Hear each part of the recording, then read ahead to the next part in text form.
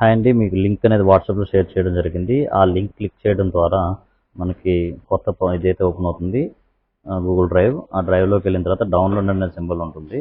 Download ఒక button click అవ్వగానే ఇలా వస్తుంది. సో తర్వాత డౌన్లోడ్ చేసుకోవాలి.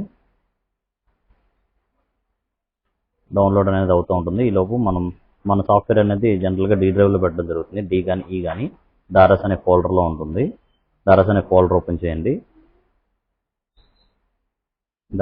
ఓపెన్ చేయండి. సో ఇక్కడ ఉన్న ఫైల్స్ ఏవైతే ఉన్నాయో కంట్రోల్ ఏ అని ఆల్ ఫైల్స్ సెలెక్ట్ చేసి డెలీట్ కొట్టండి అంతే. ఈ డెలీట్ అనేది 1 or 2 minutesలో అయిపోతుంది. ఇప్పుడు మనం ఇది మినిమైజ్ చేసుకొని డౌన్లోడ్ అయిన ఫైల్ని ఓపెన్ చేయండి. డౌన్లోడ్స్లో ఉంటుంది ఫైల్ అనేది. ఇప్పుడు ఏదైతే ఉందో ఆ ఫైల్ విన్రార్ ఫైల్, అది ఓపెన్ చేయండి. జస్ట్ దాని మీద క్లిక్ చేసిన తర్వాత ఎక్స్ట్రాక్ట్ టు అని చెప్పి పైన ఆప్షన్ ఉంటుంది.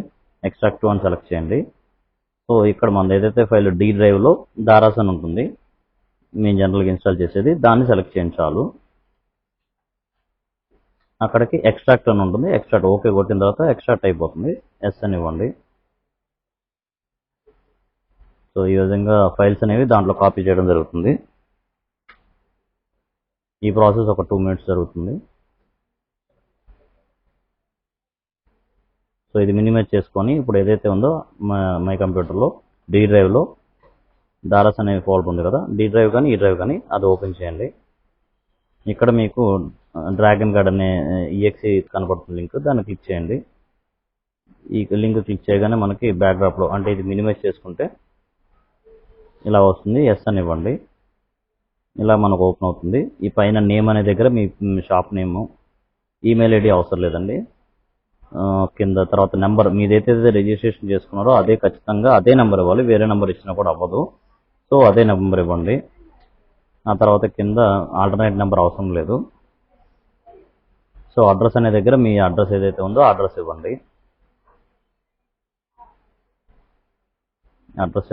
ఆ తర్వాత కింద కీ అడుగుతుంది, అది లైసెన్స్ కీ. అక్కడ ఏడిడిపిసి అని ఇవ్వండి.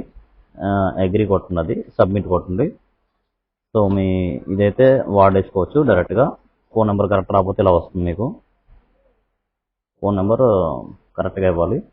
మెయిల్ ఐడి దగ్గర కూడా వదలకుండా మెయిల్ ఐడి ఇచ్చేసేయండి, బెటర్. సో ఇప్పుడు ఇది ఓకే అయిపోయింది. మీరు జస్ట్ ఆ కీ అనేది యూఎస్బీ పెన్ డ్రైవ్ కీ